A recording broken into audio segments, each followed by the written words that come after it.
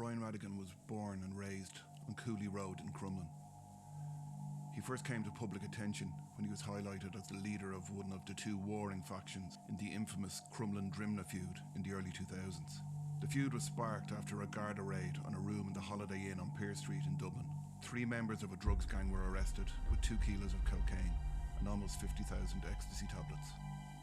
One gang member, Declan Gavin, had left the room just before Gardaí arrived, and he was soon being called a rat by some members of the gang. The gang split in two, with Fat Freddie Thompson leading one faction, and Brian Rattigan and his brother Joseph at the head of the other.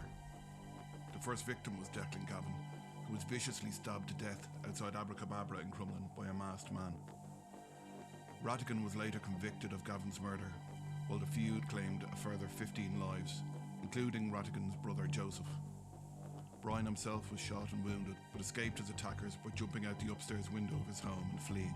Rattigan was sent to prison in 2003. A variety of violence and drugs offences saw him receiving a 12-year sentence before his conviction for the murder of Gavin in 2009.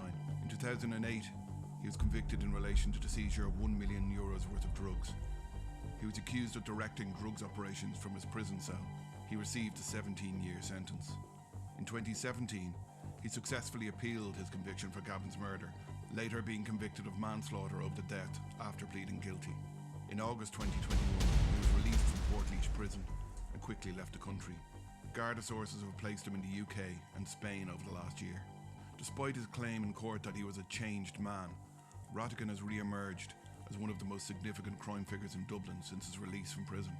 Gardaí believe the gang boss has reinserted himself as one of the main players in the capital's organised crime scene, following a number of recent drugs and firearm seizures.